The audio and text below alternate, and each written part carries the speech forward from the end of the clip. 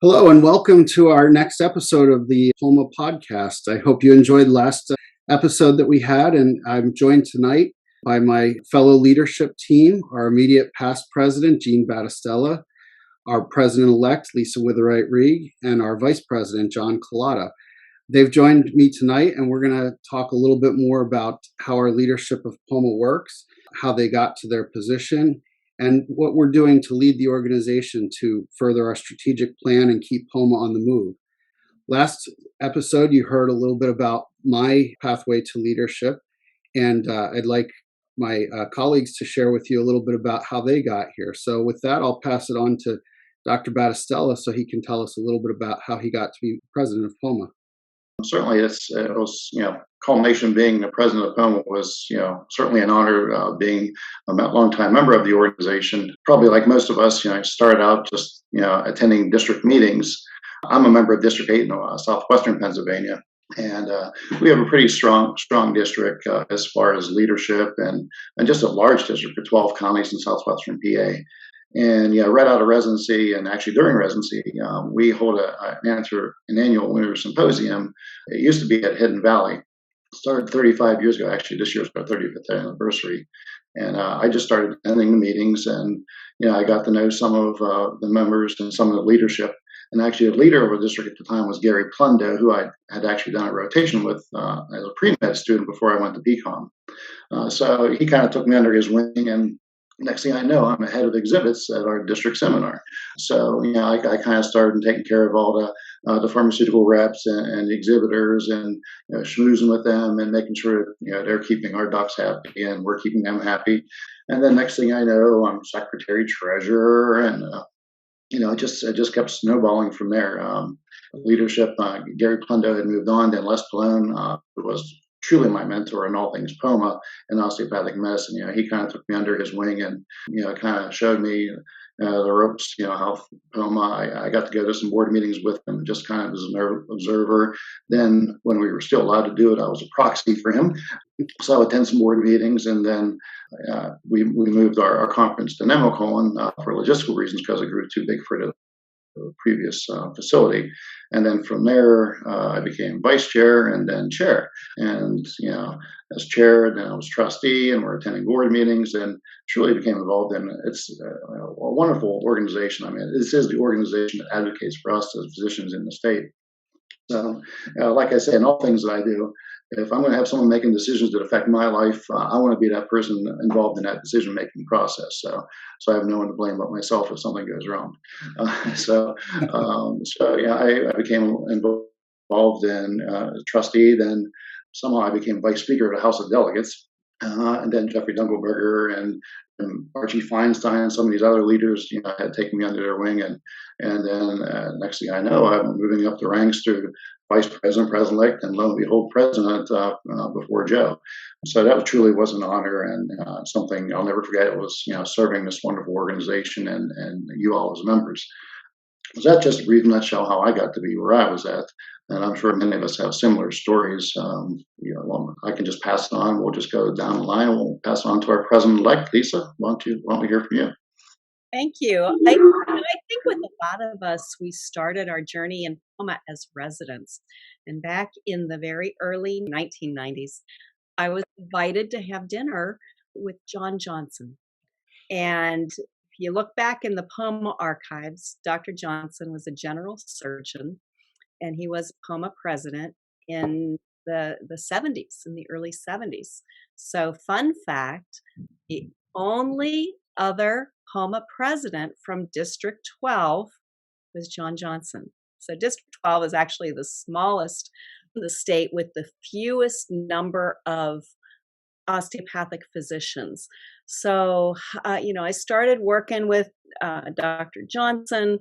I graduated from my residency, and we really didn't have an active district. And I think it was like right around 99, maybe 98 or 99, the individual that was the district chair left. He just left the area, and there was no district chair. And I was encouraged by some really awesome people at POMA to say, you know what, let's get something going in that district. So with the support from POMA, I was actually catapulted as district chairperson in the late 1990s. Since then, we've only gotten more active, have increased our membership, increased our visibility. One of our very, very venerable members, Richard Johnson, has always been the trustee on the board of trustees and has gone to the AOA House of Delegates representing our district, things like that. And then the time came that Dr. Johnson timed out, but we had other people kind of in line to do trustee work. So I actually was a trustee for the Pennsylvania Osteopathic Family Physicians Society. And then back in, it was 2014, one of my mentors, Suzanne Kelly, and another fine POMA past president, Ernie Galb, called me and said, Lisa, we want you on the board of trustees. We like what you've done in the district level, and we'd like you to run for a trustee at large. So that year, I ran for a trustee at large position, and here I am. John, where did you start out? So my journey to leadership really was a little bit more herky-jerky than all of you, and how I got here was not uncommon, I guess. When I started practice right after my internship, so I'm a dinosaur. I was involved a little bit in POMA. I remember going to the House of Delegates back at the old Adams Mark Hotel on City Line, right down the street from PCOM, and I saw how everybody interacted, and I remember Ron Esper and Joe Namey, both stalwarts of the profession, and really physicians, osteopathic physicians, who really went through trials and tribulations to uphold our identity and our practice rights. I remember, I think Joe was quite ill, and Ron wheeled him in the back of the room in a wheelchair, and how everybody reacted to somebody who really put forth an effort in founding a medical school and really being an advocate for the profession. That always struck me as being something that was meaningful and something I might want to do later on in my career. I was blessed to practice with my dad for about 30 years. He was an osteopathic physician, having graduated in 1959 from the Kansas City School. And I witnessed the things that he had to go through in terms of discrimination and having to scratch and claw to really stand on his own as a family physician at a time when maybe DOs were perhaps not as accepted as they are today. And it always strikes me as something that I really would want to hold firm to and honor his memory in that regard. So those older physicians who came before us, and whether they were in positions of leadership or just people on the front lines taking care of patients every day, is something that I think as a leader and as leaders I wanted to honor. So there was a gap in my activity in POMA till about 10 years or so ago, when I was approached by Eric Miley, one of my close friends, our treasurer, and another member of District 7, and asked me, do you want to come to the House of Delegates? And I agreed. I'm like, sure, Eric, it's fun to drive back and forth across the state with them.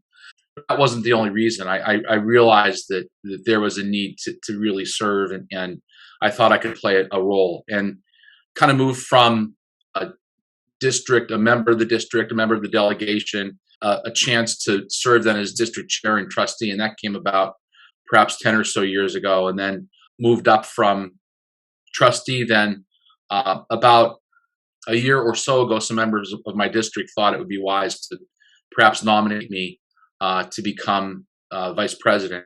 I served for, I think, a year as a trustee at large, or a member of the executive committee for the western side of the state, and then was fortunate to be nominated by my district in May, and then elected as vice president. One thing I can say is, going from not being in leadership to being in leadership, you're never too old to learn. And thankfully, the three other people on the screen have taught me a ton. And we all have things to learn moving forward, but very fortunate that I have people such as Joe and Jean and Lisa to teach me and to reinvigorate my commitment to the organization. We're really doing nice work And we're really the organization that advocates for the osteopathic physician in Pennsylvania. So the work that we do, I think, is noble and requires a lot of energy and requires, I think, some great leadership amongst our leadership that you see in front of you.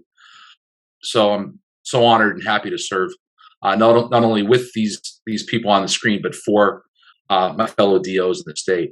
Thanks, Lisa? Thanks, John. Yeah, so I think one of the things that I heard all of us say is, getting involved, sometimes it just takes that little push, that little nudge from someone outside of ourselves. And, for me, it was a mentor years and years ago when I was a resident. For you, John and Joe, you certainly had your fathers to serve as a good role model, and Jean, you had some of the stalwarts of the profession. And I think one of the things that the four of us are doing now is direct outreach to our residents and to our medical students.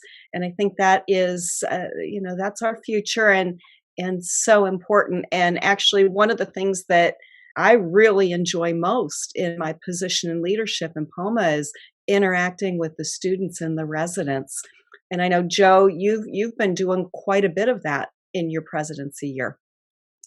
Yeah, that's been a big part of my agenda this year, is getting out to our students, especially sometimes the forgotten members of our profession, but very important members. And I've had the privilege so far of meeting with students from two of our three state osteopathic medical schools, which I really mean that has been the highlight of my presidency, getting to spend time with our students at LECOM in Erie, and then LECOM at Seton Hill. And the students at PCOM in Philadelphia know that they're on notice. I'm coming for them.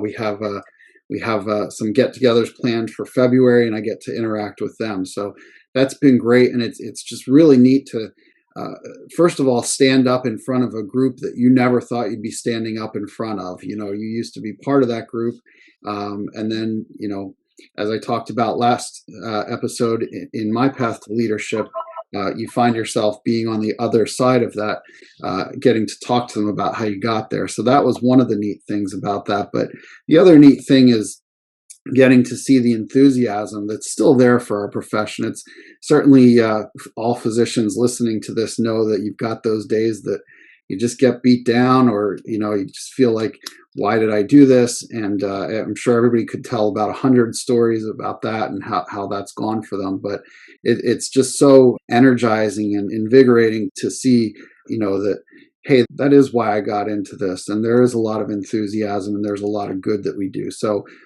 getting to interact with the students has been, again, one of the highlights, and I get to work with the residents too.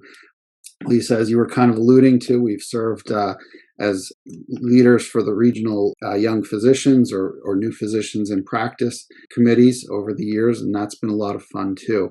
Not worrying about the medical aspect of things or the scientific aspect of things, but helping them to understand how we transition to where we are, how you go from being a resident to being an attending physician, which is one of those things that, I'm sure we all could agree doesn't always get taught to you. And trying to help our younger physicians go through the school of hard knocks. Jean, I know you've been involved in that too, right? With some of our young physicians.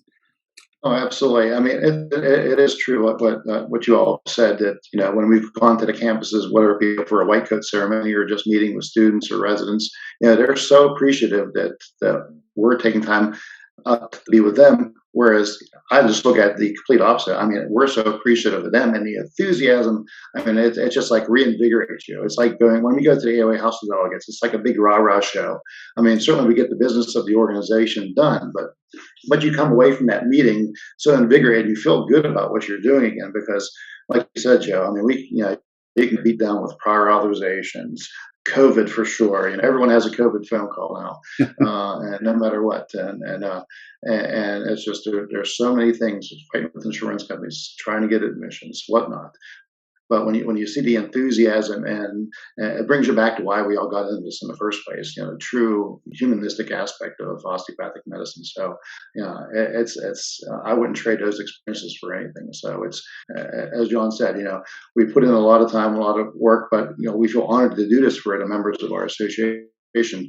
But it truly brings to light, why we're doing it when you see these faces and these reactions to these young people. Yeah, it's a two-way street. The energy that we get from them, it's really worth it. Whether it's those informal gatherings or some of the more formal things we're doing, like in the mentor task force, the scholarship work that we try to do, and bring some tangible things to the younger physicians. The energy that they bring back to us is unbelievably invigorating, and I think it's really incumbent upon us to just keep that going. It's sort of a shoulder to the wheel sort of thing. And you started it, Joe, so we got to keep that going.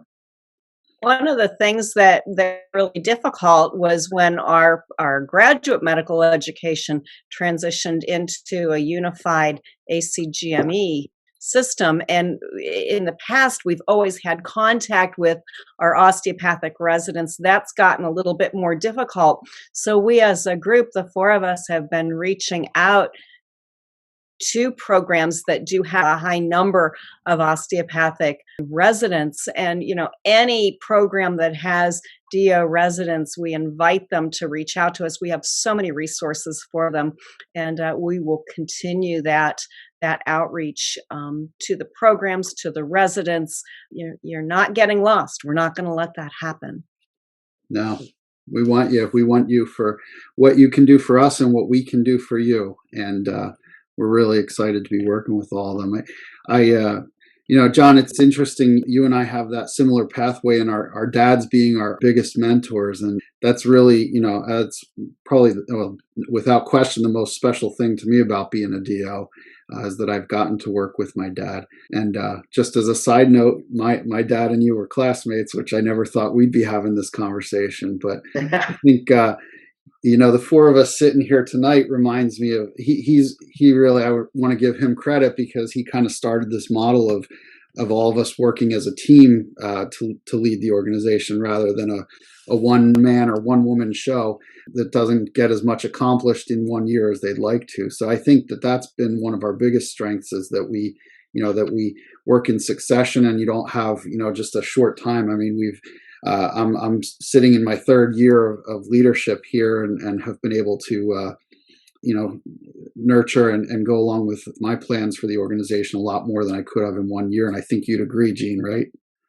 Oh, absolutely. And there's no doubt. I think it makes you better able to serve in that leadership role, because by the time you become president, you've been involved in 3 years. So you've been on the executive committee, you've been to the finance committee, you've been to the campuses, you've been to all the meetings and attended different committees, and pretty much the inner workings of what we need to know to be an effective leader of this association. So to just come in, I couldn't even imagine doing it any other way, to tell you the truth at this point. Kudos to Dad for sure, and all of our predecessors, whether it be Joan, George, Tony, Kieran. We're very fortunate in Pennsylvania. We've had a strong history of leadership. Ernie Gallup will be AOA president this coming year. I mean, we're very fortunate. So, so this has truly been an excellent way to run things, and I can't see us doing it any other way going forward. It's not just division of labor; it's really leaning on each other as we go. So even though we represent 4 pillars of our strategic plan, we're all involved in all of them to one extent or another. And I think that helps sustain us as well. And I think that brings energy and perspective when we're working on initiatives, because we can, not all of us look at everything the same way. And if something's going on in the education pillar, somebody else can say, "Hey, how about this?" Or "Did you think of that?" Or we can bounce ideas back and forth. It's really fruitful, I think.